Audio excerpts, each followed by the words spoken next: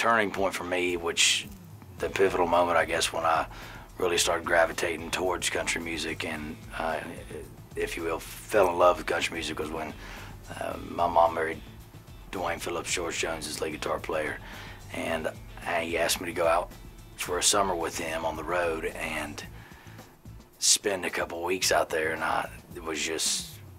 it just pretty much changed my whole train of thought. That was all I could think about after being out there and seeing, not only being around the industry, but seeing a legend like George Jones singing the songs he did and singing them the way he sang it, with the passion and telling the stories the way he did. I remember getting goosebumps, and that was it for me. I said, this is what I want to do.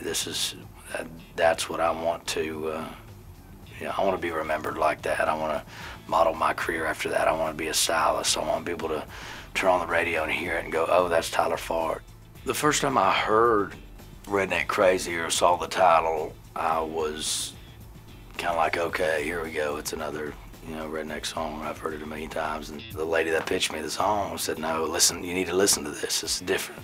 I listened, and there was just something totally different about it. It was kind of haunting, kind of edgy, had some funny lines in it. I'd never heard a song put that way or like it. And I said, this is crazy. This is like, got some serious edginess to it. And then I know that people have felt this way and maybe just not said it.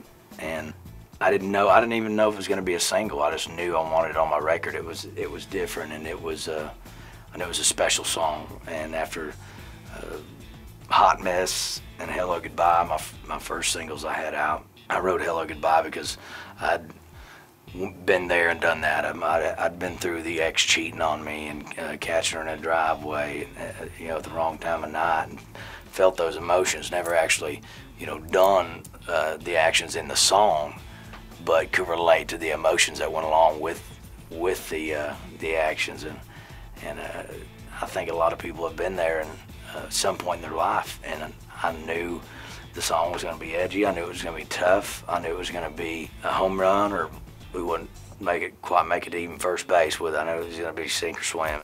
The realness, which is what separates country music from any other genre. You can be real and you can just say things, and I don't think anyone's ever said it quite like that. And as a songwriter, although I didn't write the song, when I write songs, you try to write songs and you write them, and there's only so much subject matter you can talk about. It's about saying it different, and how am I going to be clever enough to say this in a different way to make it a different song, to make it a hit. And that's what this song was, but it was real, and it was just putting it out there. I've had several years to think about this album, and you want to release it at the right time, which is preferably when you have a hit and when you have a top 5, and we've been waiting to get to a point where we had a big enough fan base where we could sell some albums and we could get it and reach as many people as possible. Then that point just happens to be now, and I was lucky enough to have written 6 songs on the album. I didn't go trying to write every song on the album. I just wanted to pick not only songs that I thought had the potential of being hits, and then I thought were great songs, but the right songs for my first album. I didn't try to be too serious on the album.